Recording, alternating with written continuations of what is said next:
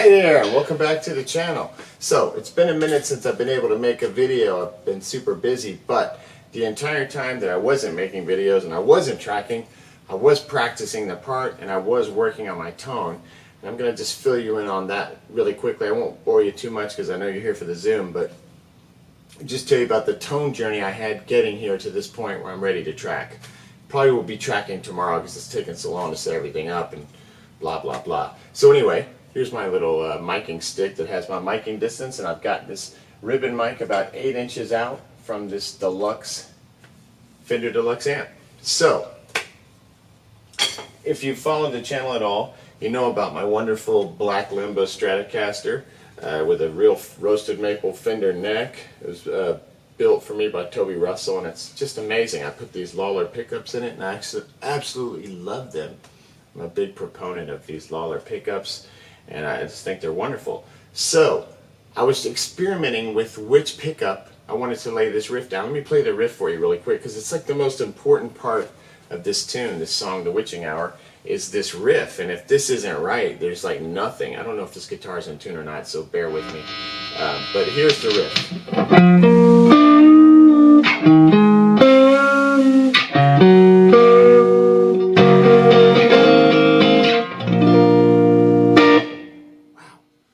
Absolutely love that pickup.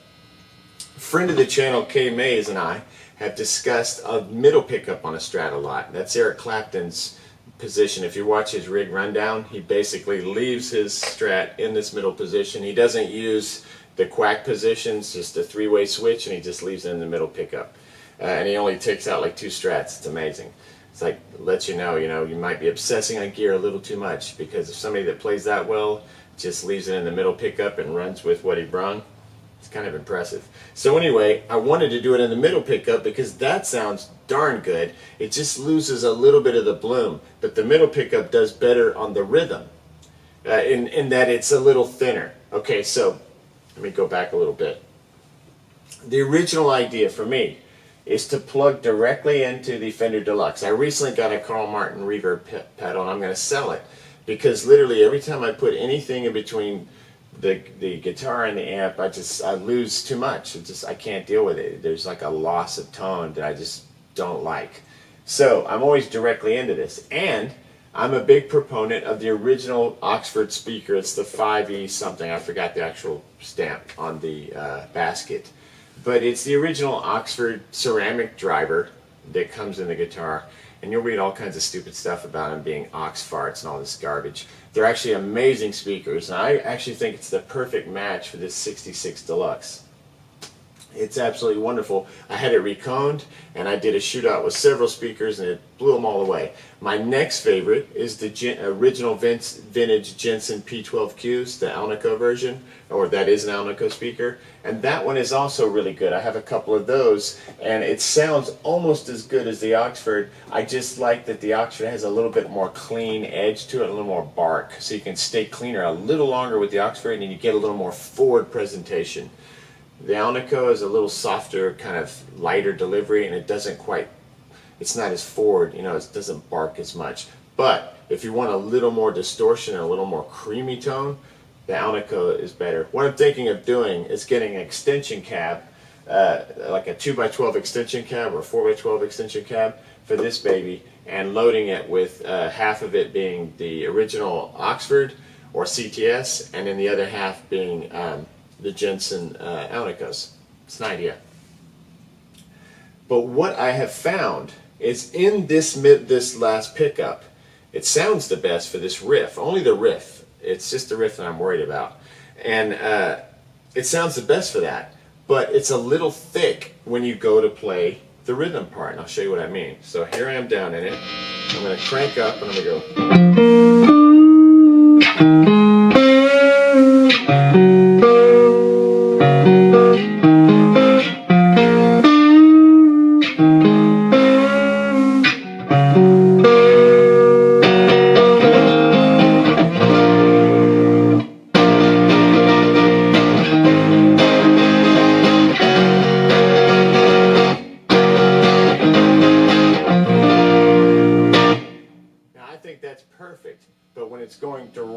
into the amp without the extension cab added in, it got a little thick. So then I thought, well, maybe I can just switch to the middle halfway through. But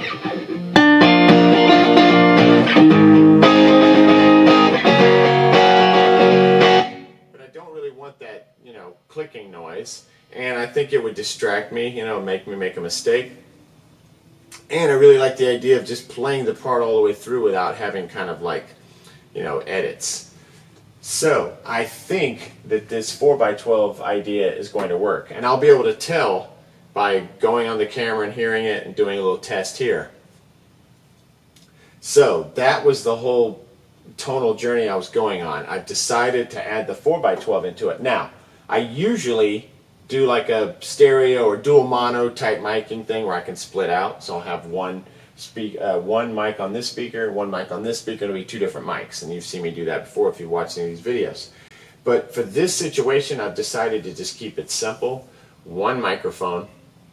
I've decided to go ribbon because this amp barks a lot. It gets very bright, and I think that this will be a good combination. The vintage circuit with a ribbon mic and a original ceramic speaker. I think it's going to be a good combination, and I don't have to worry about phase because adding another mic in causes all types of problems. So what I can do to kind of get the same thing that I usually get, which I may not try to do, I may do everything differently this time since I'm doing the one mic.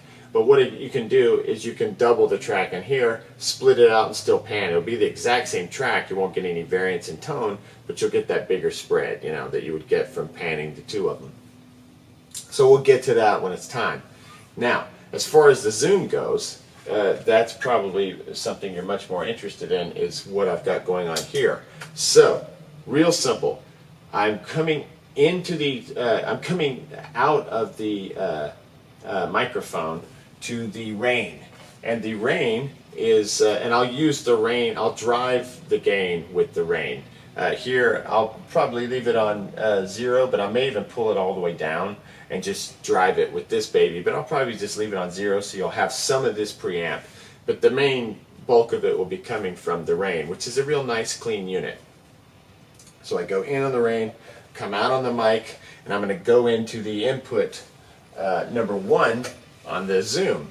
And the first thing I always do is just make sure I've got the high Z off, because you won't need that. You're not plugging the instrument in, you've got a microphone input.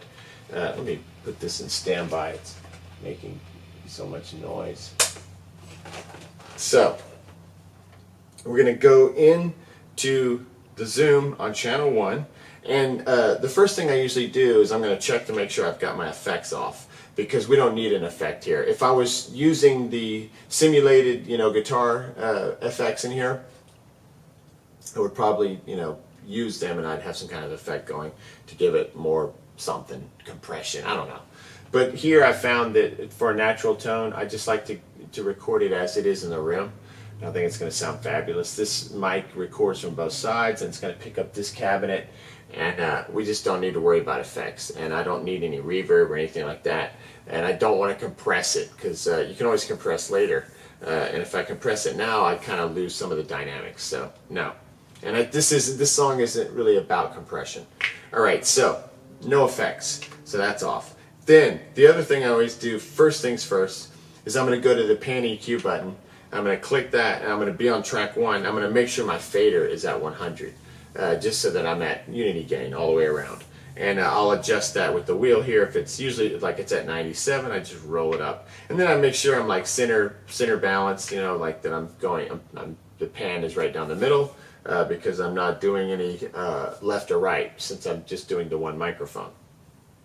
Next thing I like to check is the pan EQ on the master. So what I'll do is I'll hit pan EQ and I go to the 3rd row, which starts with 17 through 24, and then you're just going to scroll your way over to the master, and then I just make sure that's at 100. That's a little low, I roll it up, boom, done. So now our master's at 100 and our channel is at 100. We got unity gain all around. I've got my effects off. So I'm going to exit out of there, and then I'm going to arm the track. So you go from no light to green light to red light, and you just arm that baby. Gain, I'm not going to use any gain here. Like I said, I'm going to be pushing it from the rain. And so now I'm essentially ready to track.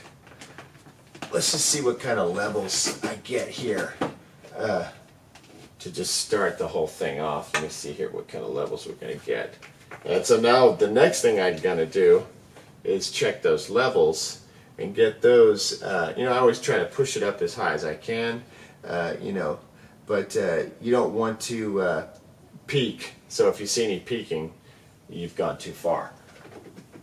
But I really like to get a hot signal. That's one of the first steps towards not having a bunch of extra noise on the recording, is getting a really good hot signal. All right, so let's see what we have here. Okay, so there's me like peaking out majorly. So I'm going to roll, make sure this is down, make sure this is down, and in here, we're going to just roll down. I had it on 4.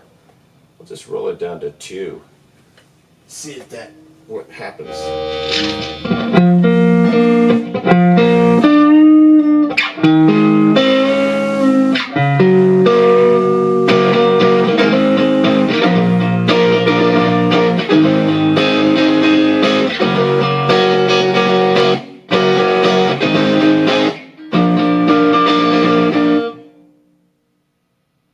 I've also discovered recently that I can roll off volume on a Strat, whereas usually with like Les Pauls and stuff like that, I don't like rolling volume off. But I can do that effectively here and maybe take a little bit of that thickness out when I'm playing the chords. Let's see what happens. I'm going to roll it to 8. Let's see if it makes a difference, or if it makes a difference. So you can still accent this and play it hard, and then just kind of lay back on the chords a little bit.